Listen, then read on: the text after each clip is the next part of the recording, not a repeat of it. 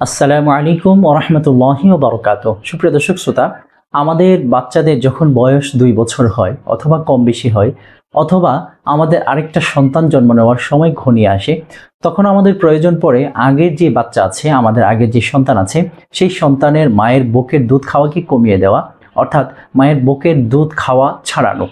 প্রিয় দর্শক, এই যে মায়ের বুকের দুধ খাওয়া ছাড়ানোর সময় বাচ্চারা বারবার কান্নাকাটি করতে থাকে, ধৈর্য ধারণ করতে পারে না, বারবার তারা দুধ খেতে চায়। এর কি সমাধান?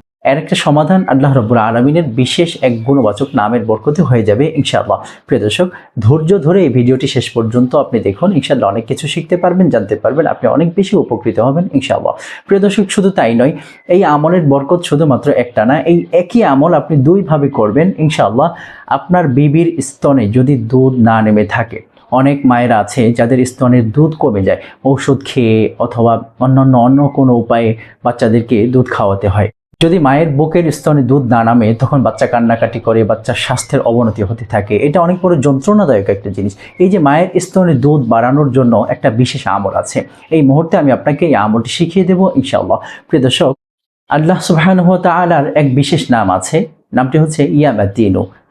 নামটি হচ্ছে আল মাতিনু, কিন্তু আপনি যখন জিকির করবেন অথবা লিখবেন, আপনি যখন জিকির করবেন তখন ইয়া মাতিনু বলে জিকির করতে হবে। আর যখন লিখবেন তখন আল মাতিনু এই শব্দটি, এই নামটি এভাবেই লিখতে হবে, আল মাতিনু লিখতে হবে। প্রিয় দর্শক, আল মাতিনু নামটি আপনি একটা হালকা কাগজের মধ্যে মাত্র 11 বার লিখেন।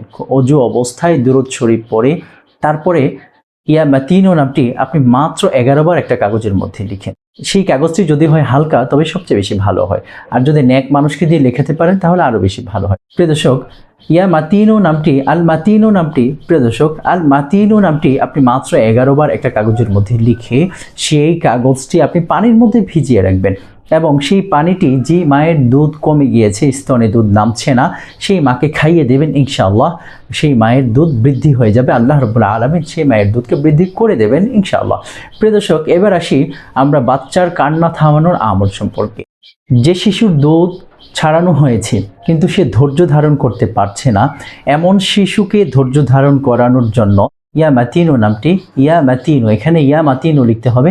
এই ইয়া মাতিনু নামটি মাত্র 10 বার একটা কাগজের মধ্যে লিখে তারপর সেই কাগজটি পানির মধ্যে ভিজিয়ে সেই শিশুকে যদি আপনি পান করাতে পারেন, কয়েকদিন এই আমলটি করলে ইনশাআল্লাহ বাচ্চার কান্নাকাটি থেমে যাবে ইনশাআল্লাহ। প্রিয় দর্শক, আশা করি বুঝতে পেরেছেন। যদি তারপরে বুঝতে কোনো অসুবিধা হয় অবশ্যই কমেন্ট করবেন, আপনাকে বুঝিয়ে দেওয়া হবে।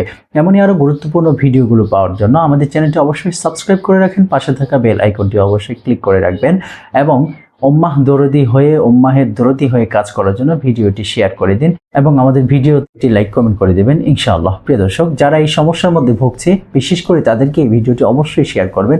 আল্লাহ রাব্বুল আলামিন আপনাকে এর দ্বারা সওয়াব দান করবেন। আসসালামু আলাইকুম ওয়া রাহমাতুল্লাহি ওয়া বারাকাতুহু।